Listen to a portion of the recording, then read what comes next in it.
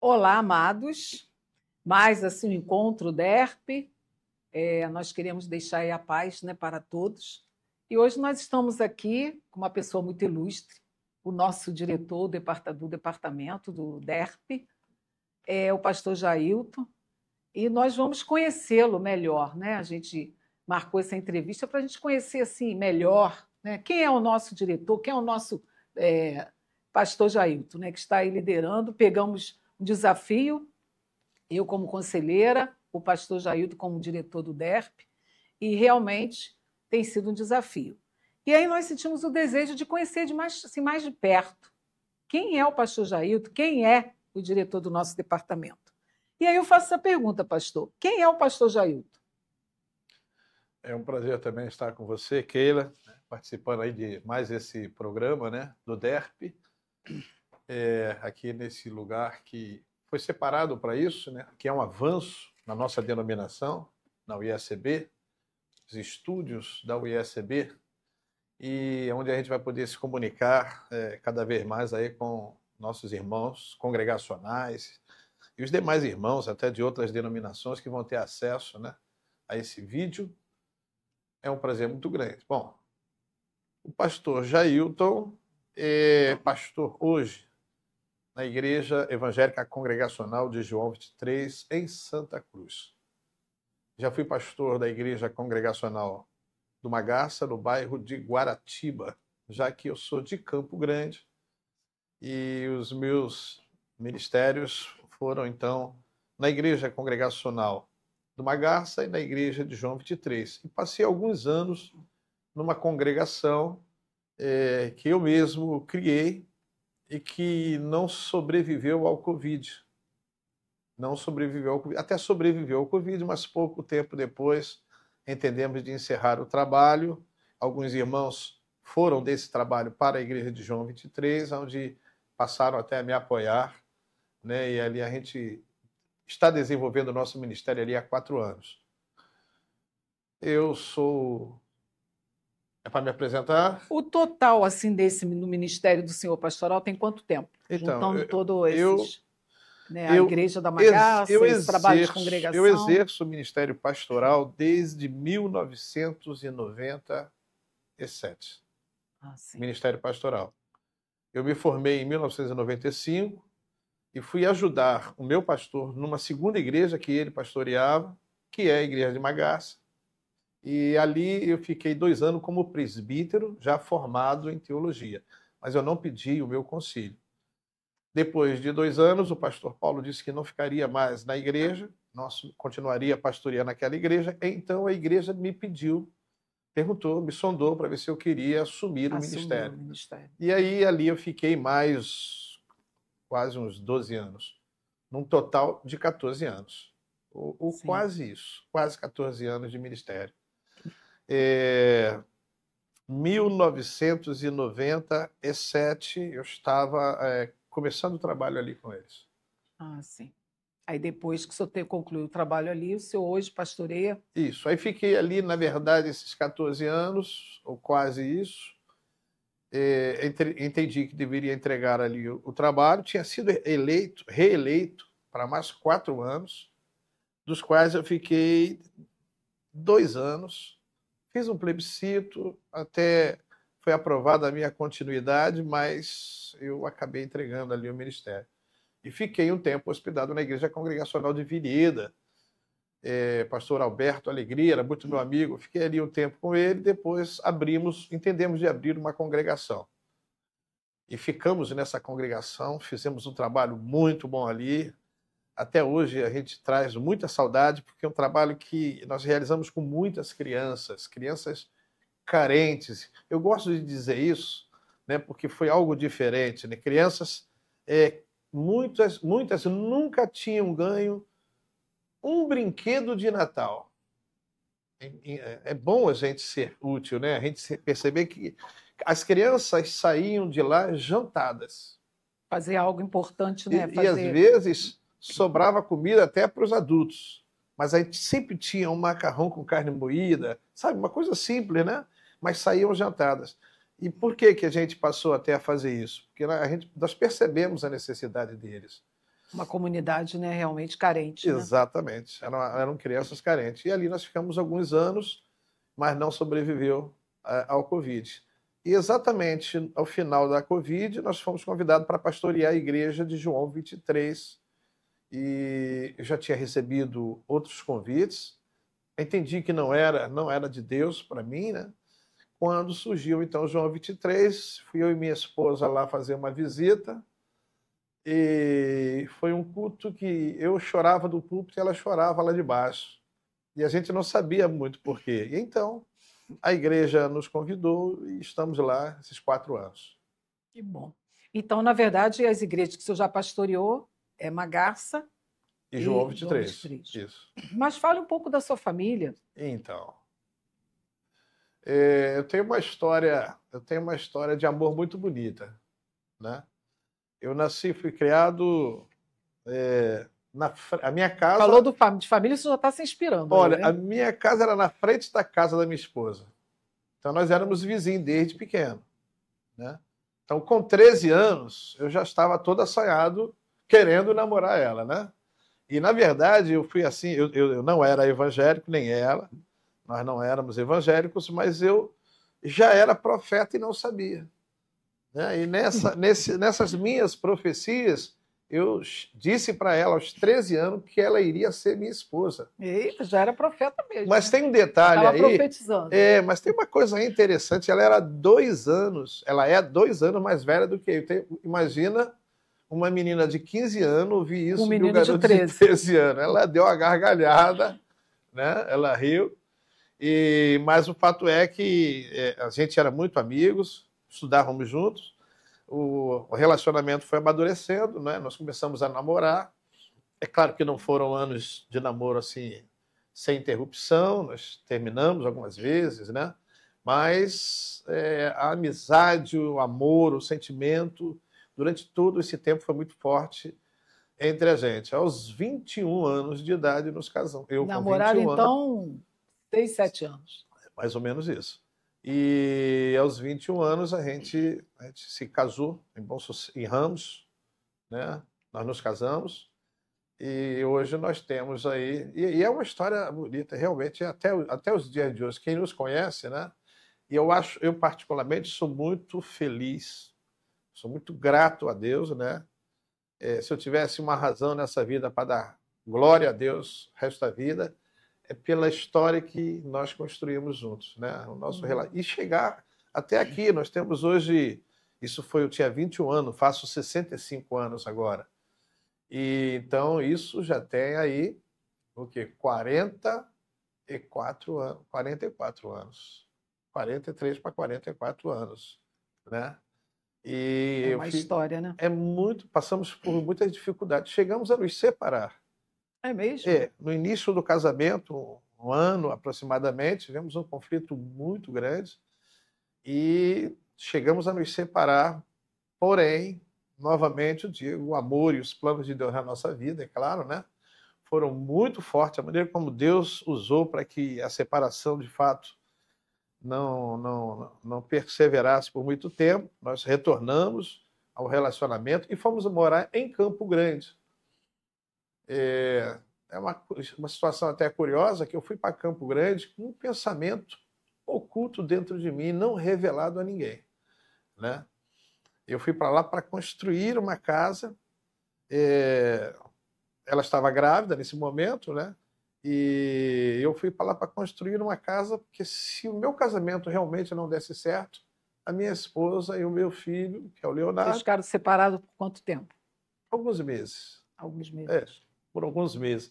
Na verdade, nós não nos separamos por alguns meses. Por alguns meses, nós deixamos de morar juntos.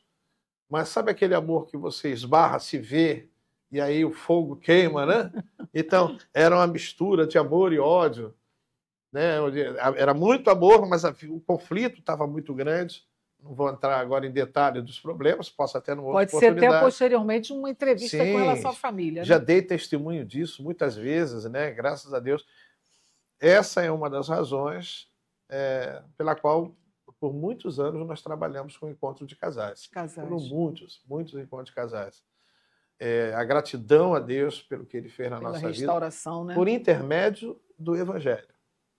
Amém. Porque a verdadeira reconstrução do nosso casamento aconteceu no momento em que a minha esposa aceitou a Jesus. Até então vocês não eram... Não, eu era kardecista, não era... Ah, sim. Né?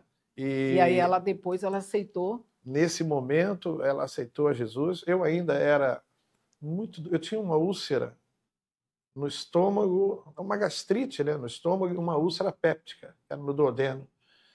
Mas era uma úlcera histórica. Desde os 13 anos eu botava sangue, eu tinha hemorragia pela boca, né?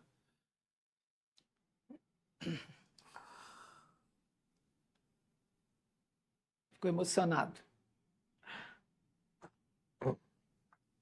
E tanto Deus me curou no primeiro ano de convertido, eu fui curado desse mal, dessa enfermidade, quanto o meu casamento foi restaurado, né, pela conversão dela.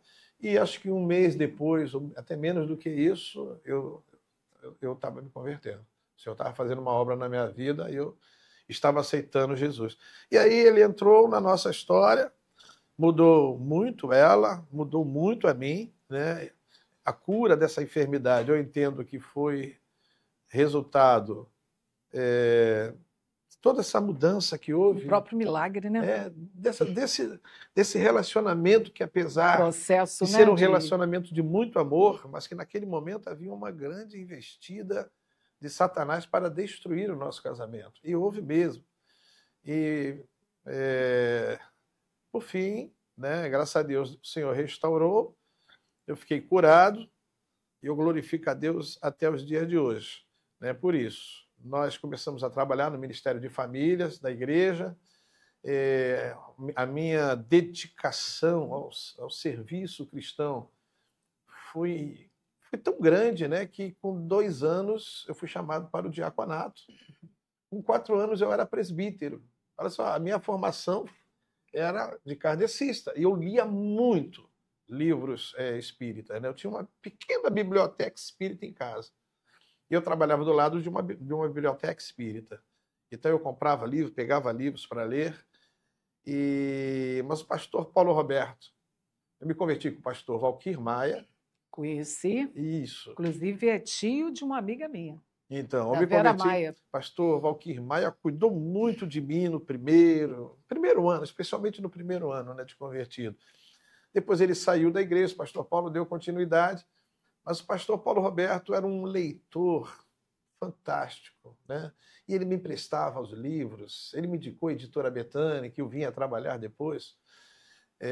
Então, eu troquei de leitura rapidamente. Né? Paulo fez um bom trabalho de discipulado comigo. Né? E, enfim, eu sei que com 4 anos eu fui chamado para o presbitério e no ano seguinte eu fui para o seminário. Quer dizer, com 5 anos, 4 para 5 anos de convertido, eu já estava no seminário. Né? Então, essa minha história, né? Essa história de conversão, esse momento, sim. Aí, como ele disse, logo no início da minha conversão, aliás, antes da minha conversão, o Leonardo nasceu, depois nasceu a Maíra e depois a Débora. São 3 filhos. Você tem 3 filhos. 3 filhos. Né? O Leonardo todos conhecem, trabalha aqui conosco, né? Na UESB. A Maíra é a minha professora preferida, é pedagoga, né? E a Débora, se eu tivesse que... A Débora trabalha também com artes gráficas, com, né, com essas coisas, com material. A Débora é uma menina talentosa na cozinha. Ela vende pipoca, como é a minha pipoca? Pipoca da mama. E o pessoal compra a pipoca dela, ela se vira para produzir dinheiro. Né? Pipoca gourmet, né? Hoje chama de pipoca gourmet. É uma delícia aquela pipoca. Uma delícia. Né? Então a Débora é muito talentosa, mas eu acho que se eu tivesse que caracterizar a Débora e falar o que marca, é a espiritualidade dela. É uma pessoa muito espiritual, canta bem, sabe? Tem uma bela voz. E ela canta com espiritualidade, sabe? Com sentimento, com envolvimento. A Maíra é mais estudiosa. Essa que teve aqui comigo, né? Já depois que eu entrei para o DERP, ela veio aqui, deu uma olhada no material infantil. Ela é professora de criança, professora da prefeitura, e ela tem 2 filhos, me deu 2 netos, o Caio e a Sofia, e a Débora me deu os 2 netos também, e agora estou esperando o 5º neto. Está na fábrica. O Léo disse que não vai demorar muito, Já não. está na vez. Está na vez. A Débora e a Maíra não querem mais filho. Tá certo, né? 2 Agora filhos a tá bom. esperança é Léo, né? Agora a esperança é o Léo, que vai me dar mais um menino lá. Eu estou acreditando que vai ser um menino. O senhor tem quantas netas? Eu tenho 3 netas. E um neto. E um neto. E aí deve vir mais um garoto aí, eu acho. Se vier a menina também, né? A gente dá glória a Deus, né? Glória a Deus, com certeza. Louva a Deus. Então, não apenas Deus restaurou a nossa família, né? Mas nos deu esse crescimento, né? Hoje, aquele casal que estava se separando, hoje tem filhos, tem netos, e temos sido assim instrumentos na mão de Deus ao longo de toda a nossa história, desses 40 e tantos anos aí de convertido, para a edificação de muitas famílias. Amém, amém. A gente vê como o nosso Deus é maravilhoso, né? Sim, com certeza. Como o nosso Deus é maravilhoso. Onde Deus está, onde, né, Deus entra, Deus muda a história, né? Mas o senhor sabe que o senhor estava falando, eu estava pensando, que eu tenho uma história bem parecida. É verdade? Quando eu comecei a namorar meu marido, também nós éramos vizinhos, tivemos um problema no casamento, uma situação, estamos com 42 anos de casado, nós temos uma história parecida. Bem parecida. Eu estava falando, eu estava lembrando da minha história, né? E nós também, hoje eu sempre estive à frente de família, encontro de casais, Ministério de Família há muitos anos. E eu vejo que Deus também, através dessa situação que eu já trabalhava, né? Sim. E aí, depois que Deus fez, então, restaurou meu lar, nós também nos separamos um período. Olha. Deus restaurou. Eu sempre, assim, acho que assim, é algo que você vive e que você hoje é instrumento para outros casais. Sim, né? Isso aí. Eu estava escutando o senhor falando e eu estava lembrando de toda a minha história. É bem parecida a história. Né? Por isso a gente está assim... Assim, deixa eu só concluir. O nome dela, da minha esposa, é Ana. É Ana. Entendeu? É Ana. E o que o senhor gostaria de falar para a Ana aí agora?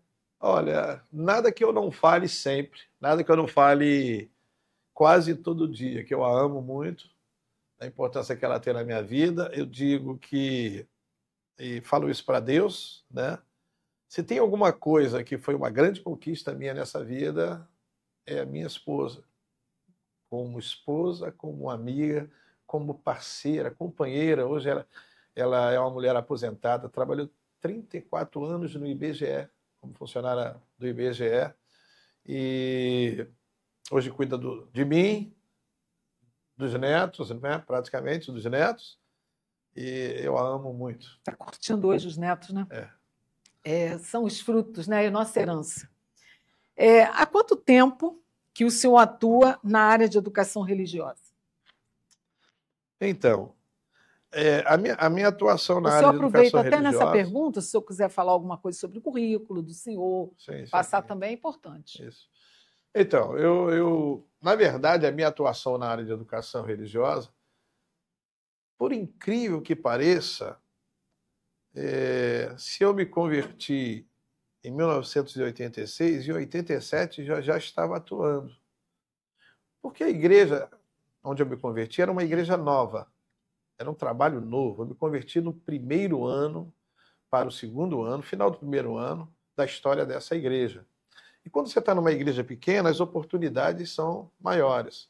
São diversas também, né? E são diversas. Então, eu já no segundo ano, pelo que eu me lembro, no final do primeiro ano, eu fui presidente de mocidades.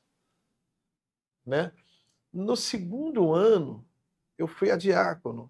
E eu já era professor de escola dominical, porque eu entendo isso, que durante o tempo em que eu não era cristão, mas já tinha o hábito da leitura daqueles livros, na verdade Deus estava me treinando nos estudos, na leitura, né? E foi só uma troca. Então eu devorei a Bíblia em muito pouco tempo, adorava o Novo Testamento, sede, né? eu comia, eu trabalhava no centro do Rio de Janeiro, morando em Campo Grande. Então eu vinha no trem com a Bíblia na mão, com dores terríveis no estômago, segurando na chupeta, mas ali como devorando a palavra de Deus, que me transformou, não apenas no caráter, não apenas, mas na minha própria natureza, no jeito de ser, né? Mudando as atitudes, né? Não só as atitudes, mas o jeito de olhar a vida. De olhar a vida. Né? Então, se eu era uma pessoa extremamente ansiosa, eu entendi pela palavra que eu devia trabalhar essa ansiedade, que eu não deveria ser tão ansioso, e que tinha um jeito de, até mesmo, de não ser dominado, né? Pela ansiedade, né? De não deixar ela...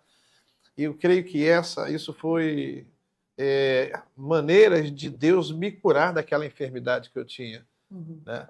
Deus usou a palavra. Quando eu digo, eu fui curado pela palavra, eu não fui curado por uma oração, por uma palavra de fé, um ato de fé. Eu entendo que eu fui curado pelo poder restaurador da palavra de Deus. E isto, desde o início da minha conversão, me levou a ser extremamente grato a Deus pela palavra dele, que restaura a alma, como ela mesma diz, né? Que é saúde para os nossos ossos. Né? Coisas que muitas vezes até mesmo o povo de Deus precisa redescobrir. Que ela traz saúde, ela traz restauração, né, na nossa alma. E nós é que precisamos, né, fazer uso dela. O remédio está aí, mas nós precisamos tomar desse remédio. Precisamos querer tomar esse remédio. Precisamos querer, né? E deixar que esse remédio faça efeito em nós. Então, esse primeiro ano aí, nesse segundo ano, na verdade, eu já comecei a me envolver com educação cristã através da escola dominical. E era muito engraçado para mim, eu me lembro, eu tenho lembranças muito interessantes, né? Porque isso me faz sentir... É um sentimento de gratidão, mas também de admiração por aqueles que estavam à minha volta, onde eu me converti. Porque eu era professor de escola dominical numa classe em que eu tinha presbítero, não sei se você conhece o presbítero Davi, da família de Ananias, Isaías, mora aqui em Niterói, marido de Carmen. Então, presbítero era um conhecedor da palavra de Deus, um homem cheio do Espírito Santo, cheio de amor, sabe? E ele estava ali, era meu aluno. Eu era professor dele, com 2 anos de convertido. Pastor Valquir, quando não estava ocupado, dando aula em algum... Ele estava sentado ali. Então, eu olhava, eles sabiam muito mais do que eu, né? Mas Deus me deu desde cedo o entendimento. Capacitou, né? Me deu o entendimento. Eu confesso que, mesmo diante de tão grande desafio, eu me esforçava para ter o que trazer, né? Para ter algo para oferecer. E Deus nos honra, Deus nos usa. Né? Estudava, corria atrás. E a gente sabe que o conhecimento... Para adquirir esse crescimento, né? O conhecimento não é tudo. Né? O conhecimento, ele é um instrumento na mão de Deus. Então eu posso ter muitas pessoas ali que sabem muito, mas Deus vai usar aquela palavra para edificar de alguma forma, agir na vida daquelas pessoas que sabem muito. E também, assim, sabe muito, mas é necessário que tenha algo... Tem necessidade. Para que você consiga transmitir esse conhecimento, né, de uma forma como instrumento de Deus. E eu ficava maravilhado ali, olhando ali o presbítero Davi, que eu sabia que sabia muito mais do que eu. O pastor Paulo esse... Né, que vinha ser meu pastor, que era um leitor fantástico, estava ali, e outros estavam ali, e eu ficava ali lecionando, né? A gente percebe quando a aula ela é envolvente, né? Quando o Espírito Santo está agindo, você está lecionando, mas há algo de Deus, há um agir de Deus naquele compartilhar, né, do estudo. Você sente algo diferente. Sim, né? Você percebe que Deus está falando, não é simplesmente uma palavra coisa fria, do homem não, apenas, não é. Né? E a gente via isso. Então, era a nossa escola... E veja bem, uma escola dominical onde... olha, desde cedo, eu acho que eu tive essa percepção, né, de que, e diante desses alunos que eu estou falando aqui, é claro que não eram só eles, né, diante desses alunos, ainda mais claro, a percepção de que o professor ele não é exatamente o único detentor de saber e de conhecimento dentro de uma classe. E é que é necessário saber dar espaço para que os demais Que haja uma interação, né? Conhecimento, experiência, haja interação. Essa interação é muito importante, né? Sim. Tanto a gente passa conhecimento quando a gente adquire conhecimento. Sim, né? e dentro Isso é muito importante. Aliás, eu entendo até que é um dos grandes elementos de facilitador do aprendizado dentro de uma escola, de uma classe de escola dominical, né? De aprender, de penetração do conhecimento, né? Porque o conhecimento não precisa a gente não quer que o conhecimento fique só aqui, né? A gente quer que o conhecimento penetre, vá até o coração, produza reflexão, produza transformação, onde a gente quer chegar, né? Então, porque a educação ela transforma, né? E desde cedo nesse envolvimento com essa turma aí que eu estou lhe falando, que sabia muito mais do que eu, né? Talvez o meu grande papel ali fosse de alguma forma facilitar, fosse dar a oportunidade a essa pessoa que sabia tanto, mas sempre acrescentando algo mais. E eu acrescentava pelos livros que eu lia, né? Eu trazia algo diferente, algo. Então quando foi que eu comecei na área de educação cristã? Eu te diria no segundo ano, quando eu passei a ter oportunidades como essa, né? E, como eu estou lhe dizendo, com 4 anos de convertido, eu era presbítero da igreja, com um questionamento de alguns irmãos mais maduros, irmãs principalmente, né? É muito curioso, eu tinha irmãs que eram diretora de escola, que eram professores fantásticos, tanto na vida secular, quanto professores de escola dominical. Então, eu, presbítero, com 4 anos de convertido, eu enfrentei algumas dificuldades. Mas estava sendo avaliado ali em todo instante. Fazia tudo parte do aprendizado, né? E do mas treinamento de Deus. Era o treinamento de Deus na minha vida. E aí, então, eu fui para o seminário, lia muito, como eu disse, né? Eu tive essa oportunidade, essa graça de ter tido um pastor. E aí eu até dirijo isso aí para os pastores, né? A importância do discipulado, a importância de dividir os bons livros, o conhecimento, né? De indicar livros, de ter uma biblioteca, de repente, né? de compartilhar, né? E eu louvo muito a Deus pela vida do pastor que já faleceu, o pastor Paulo Roberto, mas pela vida daquele homem de Deus que era um leitor fantástico, um mestre fantástico, um pregador fantástico. E, enfim, desde muito cedo. Me formei no seminário em 1995. Em 95, no meio do ano em que eu me formei, a editora Betânia me chamou para fazer parte de um grupo de professores da Luz do Evangelho, que era o material de escola dominical da editora Betânia. Então, eles me convidaram para fazer parte, eu comecei a me envolver com eles e viajava com eles, né? Eles davam um curso, mas no terceiro curso já deram a matéria na minha mão e lá a gente era treinado fazendo, era filosofia, né? Construtivista. Essa ideia do construtivismo estava por parte da filosofia lá, e aí eles me botavam o tempo todo um bilhetinho, fazendo observações, para de falar né, para de falar amém, irmãos, você não é pentecostal e nem não é nem pentecostal, você está parecendo crente pentecostal, amém, glória a Deus, irmão, tira isso, você está dando aula, né? O irmão ali pediu a oportunidade, você não deu a oportunidade, ele está 5 minutos aguardando a oportunidade dele. E dessa forma eu fui treinado ali na editora Betânia, nesse ministério, né, de ensino. Eu sou muito grato a Deus por essa oportunidade que ele me deu ali na editora Betânia, de aprender com aqueles fantásticos professores. Um era o pastor, ele era teólogo, né, pastor. A outra era uma psicóloga, a Kíssela, que trabalhou mais comigo. A outra duas eram pedagogas, e aí a gente viajava indo de igrejas de diversas denominações treinando o professor de escola dominical. E olha só, isso aconteceu antes de eu ser formado. Eu era seminarista, né? Então, quando eu me formei, no final do ano de 95, eu já tinha convites para dar aula.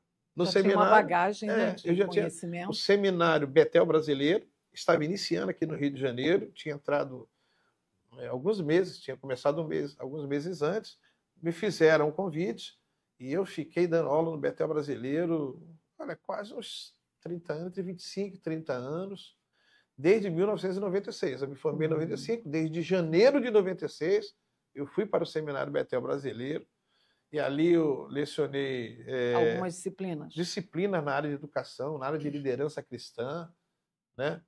No início eram só essas matérias, depois passei a dar outras matérias. Mas no início era tudo na área de liderança e na área de educação cristã. E, enfim, o que eu posso dizer? Que desde o início da minha conversão, Deus me deu esse ministério, né? Foi me preparando Chamado, né? e me chamou para esse ministério na educação. Então, essa é a minha vida no ministério, né? E é muito bom. Eu sou muito grato a Deus, né? Talvez por isso eu tenha um olhar crítico, né, nessa área de educação cristã, e com esse meu olhar crítico, é que eu vejo, por exemplo, o nosso material de escola dominical, o quanto nós crescemos, evoluímos, né? Porque não apenas, sempre tivemos bons professores, sempre tivemos bons teólogos, sempre tivemos revistas com bons conteúdos, mas a maneira de comunicar isso, inclusive na revista, na lição de escola dominical, eu acho que nós melhoramos muito. Muito, né? E eu vejo que nessa revista nova, por exemplo, que nós estamos lançando, acho que eu posso adiantar um pouquinho, Pode sim. que é a revista Revitalização da Igreja. Aproveitar e falar do trabalho, Revitalização, né, da Igreja, sim. Eu vejo que nessa revista aqui, nós damos aqui um grande passo, né, nesse sentido, né? Nós temos lições aqui, que são lições simples, práticas, simples, e que conduz o povo a reflexões, a debates, né? Eu entendo que é uma revista com uma boa filosofia, e a gente espera que dê bons frutos, tanto na vida da igreja quanto também para o DERP. Para o DERP. E quais são as suas perspectivas para o DERP? Então, são muitas. E eu vou explicar por que são muitas. São muitas porque eu entendo realmente que Deus me trouxe de volta para o DERP. Não que um dia eu estivesse longe, né? Ao longo aí de todo esse período de ministério, eu sempre, de alguma forma, estive próximo ao DERP, né? Nós fizemos vários seminários no tempo em que o pastor Josias era o presidente do DERP. Eu trabalhei como conselheiro junto com a Cristina, agora mais recentemente, né? Tive essa oportunidade de trabalhar como conselheira e sempre tive bem próximo. Mas eu tive a impressão que há muitos anos atrás, lá no início do meu ministério, eu tive a impressão que houve como que uma interrupção na minha caminhada junto ao DERP, né? E talvez por mim mesmo, por ser novo, né? Eu achei que as coisas que estavam surgindo eram elevadas demais para mim, né? E ainda acho isso, diante de alguns desafios, mas na época, né, muito mais. E eu recuei um pouco nesse sentido.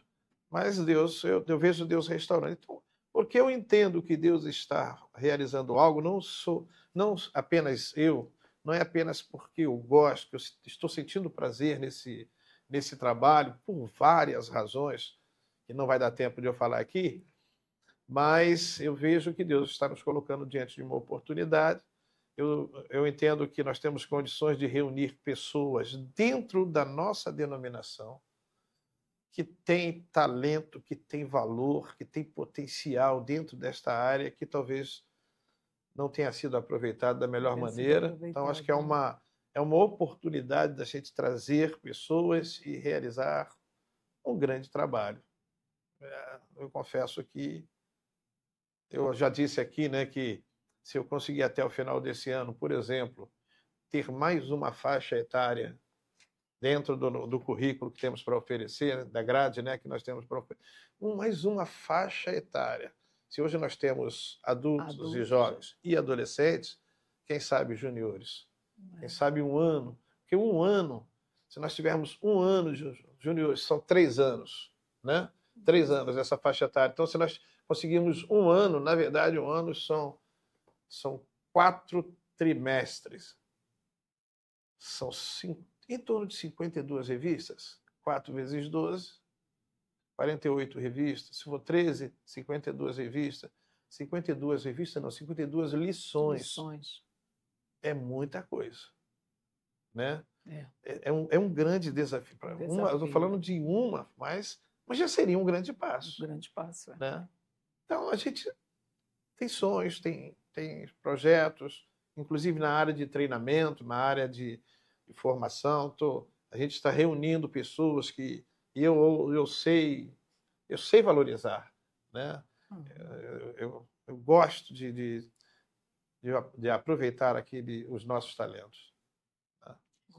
E aí, falando da questão do DERP, né, dessas perspectivas, a gente frisa muito a questão educação e a questão escola dominical, Sim. que é a nossa proposta, né, verdadeiramente, pelo departamento.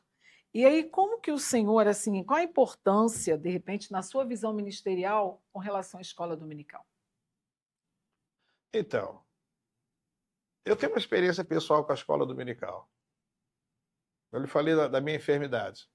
Eu fui desenhista, cartazista, trabalhei sempre nessa área de marketing, de propaganda, fazia camiseta, sabe? Tudo isso aí. E eu trabalhava muito fim de semana. Um dia, eu descobri que existia escola dominical. Eu era novo convertido. E foi de uma forma assim tremenda. Eu acho que, sei lá, tinha 1 mês, 2 meses, 3 meses de convertido, ninguém falava comigo nada ainda, muita coisa. E quando eu vi pessoas sendo batizadas, eu perguntei o que era aquilo, e aí o presbítero Davi me explicou: estão sendo batizados. Como assim? O que é isso? Aí falou assim: Jesus disse que aquele que crê seja batizado. É porque você é novinho. Eu estou falando, eu devia ter 1 mês, sei lá. Aí eu falei assim: tá, e o que a gente precisa fazer para ser batizado? Você precisa passar por uma classe de preparo, né? Nós temos assim e tal. Mas eu quero ser batizado hoje. Hoje? Mas o ideal é que o irmão passe. Tá. Mas se eu quiser ser batizado hoje, e fui batizado naquele dia, o pastor Valquírio tomou à frente, se o irmão está insistindo, chame ele aqui, eu batizo ele, depois ele faz a classe, né, de preparo. E aí ele me falou sobre a escola dominical, e eu falei assim: eu preciso frequentar essa escola dominical. Como eu tinha muito é isso, né? Como eu tinha muitos serviços, eu fazia muito trabalho no fim de semana, e eu estava construindo a minha casa, eu tive que abrir mão desses trabalhos, de trabalhar no domingo, para poder frequentar a escola dominical. Isso foi uma perda financeira. Eu não perdi nada, porque no meio de tudo isso aí eu fiquei curado da minha enfermidade, conforme eu lhe falei, deixei de gastar dinheiro com muita coisa, né, com muito remédio, com muito tratamento. Então, é um caso de amor mesmo com a escola dominical, né? Com o tempo, é claro, era uma escola dominical dinâmica, de muito aprendizado, né? E eu fui crescendo ali. Depois, é claro, a partir do momento que me envolvi com a editora Betânia, eu comecei a entender um pouco esse mecanismo de ensino, né, que acontece dentro de uma escola dominical, todo aquele processo, e você entende que a escola dominical vou chamar dessa forma, é um momento único de ensino, de aprendizagem, né, dentro da igreja, dentro da instituição chamada igreja. É único. Por que é único? Porque é um momento em que você pode perguntar com facilidade. É um momento em que você pode compartilhar a tua experiência dentro de uma determinada área. É um momento que você tem de conhecimento melhor da troca palavra, de né? conhecimento. É o momento de em que Deus. o irmão, que não é um professor, mas está sentado ali, ele pode compartilhar algo e aquilo que ele, né, trouxer pode me edificar profundamente. Não apenas o conteúdo, mas aquela experiência relacionada com aquele conteúdo, sabe, produz resultado na minha vida. Produz. E é um momento de questionamento. Nós somos questionadores. E no processo de aprendizado, questionar faz parte do processo de aprendizagem. Né? Então, se eu estou dentro É de um até ambiente. enriquecedor, né? É Você vai adquirir. enriquecedor, é. E é enriquecedor. E quando você pergunta, você dá oportunidade a descobrir novas coisas. Né? O professor vai ampliar os seus ensinamentos. Um outro irmão que está sentado ali, que tem conhecimento, ele vai compartilhar algo. Enfim, a gente constrói, né? O conhecimento dentro de uma classe de escola dominical. Então, e nas demais oportunidades dentro de uma igreja, a gente não tem, né, essa interação, essa troca. Não tem como. Então, eu acho, a não ser na escola dominical. A não ser na escola dominical. É a melhor escola do mundo, né? É a melhor escola do mundo. Bom, historicamente, né, Historicamente. já é algo fantástico. Em poucos anos de existência da escola dominical, já havia mais de 5 mil inscritos, 5 milhões de inscritos na Europa, nos Estados Unidos. Foi algo que cresceu, multiplicou-se rapidamente, porque é de Deus e é bom.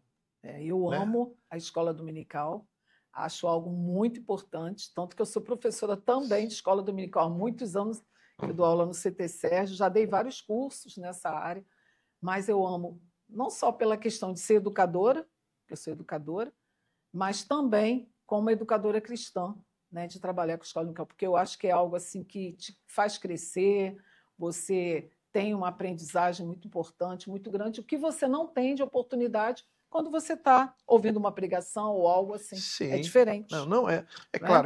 Claro que são meios de ensino, a gente aprende em cada oportunidade dessa, mas a escola dominical, além disso, além dessa questão do aprendizado, da troca, da interação, né, há algo que eu acho que é muito importante, que é a oportunidade do relacionamento que acontece na escola dominical. Em torno de determinados assuntos existe troca, existe relacionamento. Você sai dali mais próximo das pessoas.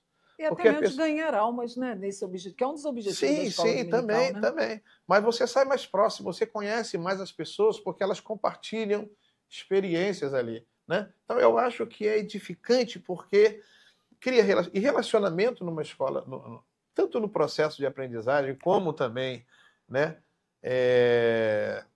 na vida cristã, relacionamento é muito importante. E quantas vezes a gente só não sai, o crente só não se desvia porque tem amigos, que não deixa ele se desviar. A primeira vez que eu faltei à escola dominical, ainda era o pastor Valquir. Como ele disse, eu estava em crise no casamento, quando nos convertemos, e ainda passamos por algumas experiências, né, nesses primeiros momentos, e eu tinha tido uma briga com a minha esposa. E eu não fui à escola dominical, nem eu nem ela. Pois, quando acabou a escola dominical, aí por volta de 11h30, meio-dia, o pastor Valquir estava na minha casa. Não, irmão, desculpe, eu sei que você não é de faltar, e você faltou, a gente ficou preocupado, eu só queria saber se estava tudo bem com você. Foi a primeira vez que ele foi na minha casa, entrou ali, me deu uma palavra, orou comigo, orou com minha esposa. Né? Então, a escola dominical produz relacionamentos, né, saudáveis, aproxima as pessoas, e ter amigos na igreja é importante. Pessoas que vão estender a mão, né, no momento de fragilidade, no momento de provação, vai estar contigo orando. Eu acho que a escola dominical é uma bênção. Quem sabe aí um próximo tema aí para um outro encontro nosso, amigos na escola dominical, essa questão do relacionamento, amizade, isso aí é muito importante. Muito bom. Partindo já para o final, eu queria que o senhor deixasse, o que o senhor deixaria, né, de recado para os pastores, para a questão das igrejas, respondendo essa pergunta e, dentro dessa resposta, que o senhor já fizesse as considerações finais. O que o senhor deixaria com relação à importância do departamento, da questão mesmo da educação, né, na nossa denominação? O que o senhor deixaria para os pastores e igrejas? Então, por tudo isso que eu falei aqui, eu amo a escola dominical. E não apenas amo, né? Mas eu reconheço o valor da escola dominical na vida do cristão para produzir crescimento, edificação, relacionamentos saudáveis, né? Então nós não podemos deixar que a escola dominical perca o seu brilho, e que é o que algumas igrejas estão permitindo, né? Pelo que nós temos conhecimento, algumas igrejas, até mesmo congregacionais, já não possuem escola dominical. Criaram, faz culto de manhã, culto à noite, tudo isso tem o seu valor e a gente sabe disso, né? Mas nada disso justifica você tirar o membro do membro essa oportunidade de Não compartilhamento, né, de interação, não substitui. Então, mas há problemas a serem resolvidos? Sim, há problemas a serem resolvidos. E há uma série de orientações que podem melhorar. Eu estava olhando aqui, melhorar a escola dominical e remover as dificuldades que possam estar acontecendo. O Leonardo, ele é responsável pela parte de diagramação, de arte, de comunicação visual, né, desse novo momento aí do DERP, né? Então ele fez aqui uma página, assim, foi iniciativa dele, ó, emergência, primeiros socorros e atendimento emergencial, escola dominical, turbine sua escola dominical. Começa agora, como? Pergunte ao DERP, contato 984004245. Por quê? Porque muitas dessas dificuldades têm solução. Nós podemos melhorar a escola dominical quando melhoramos, por exemplo, a qualidade do ambiente. E aí pode-se ver muitas coisas, né, no que diz respeito à qualidade do ambiente. Refrigeração, tamanho, cores de paredes, né? Equipamentos disponíveis para que o professor trabalhe. Há uma série de coisas. Então, pode-se melhorar o ambiente, pode-se melhorar o tempo dedicado ao estudo em classe, né? São meios, né, de você. Então, o que eu quero dizer é que há problemas, existem problemas, mas muitos desses problemas têm solução, né? E eu queria estimular, né, os nossos pastores. A escola dominical é uma bandeira nossa, está na história do congregacionalismo. Fomos nós que iniciamos. Não? Nós iniciamos isso e entendo que nós devemos tomar essa bandeira, investir, né, em ser uma denominação que valoriza a escola dominical, porque ela tem valor, né? E, enfim, e juntos com o DERP, com o apoio do DERP, com tudo aquilo que nós estamos propondo. Nós estávamos aqui há pouco falando em congresso, em conferências, né? Isso. Até mesmo de trabalharmos junto às igrejas, às associações, né, que eu acho super importante. Junto aos secretários de educação religiosa, tudo isso está aí no nosso planejamento. Então, eu quero estimular aí aos nossos pastores a se juntar ao DERP. A gente tem muita coisa ainda para ser feita, estamos começando, né? A princípio, tivemos que dar uma levantada no DERP.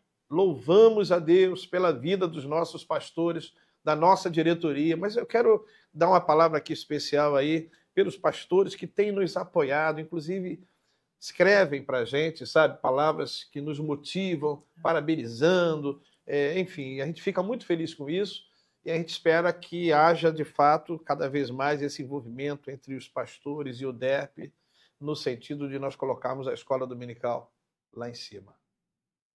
Muito bem. Eu gostaria assim, de agradecer o senhor, porque esse momento é muito importante. Às vezes a gente vê a pessoa na direção, ou às vezes se envolve com isso, ou que às vezes a gente não conhece a história, o porquê, né?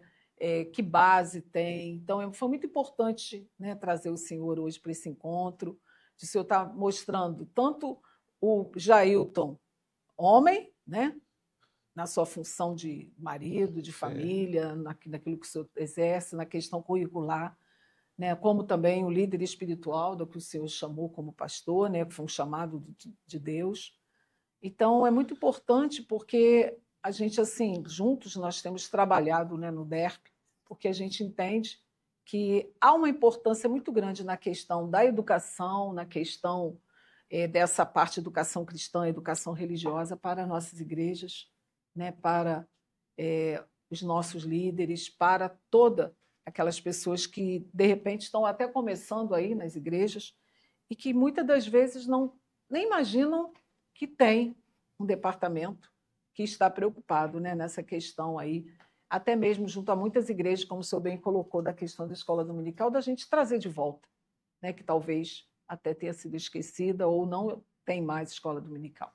Então, eu quero agradecer, senhor, e que Deus abençoe a sua vida. Agradecer a todos que estão aí nos ouvindo, que estão participando conosco. Sempre estaremos trazendo alguém ou algo para a gente estar aqui, né, entrevistando, compartilhando. E eu quero agradecer a oportunidade. Ok? Até o próximo encontro. Keila. Antes, pode falar. Se eu posso deixar um texto final? Pode. Esse texto aqui é o texto que me conduz aí na minha caminhada nessa área de educação cristã. 2 Timóteo capítulo 3, especialmente o verso 16 e 17, diz assim: toda a escritura é inspirada por Deus e é útil para o ensino, para a repreensão, para a correção, para a educação na justiça, a fim de que o homem de Deus seja perfeito e perfeitamente habilitado para toda boa obra. Amém. Que Deus nos abençoe. Obrigado pela oportunidade. Amém. Então, até o próximo.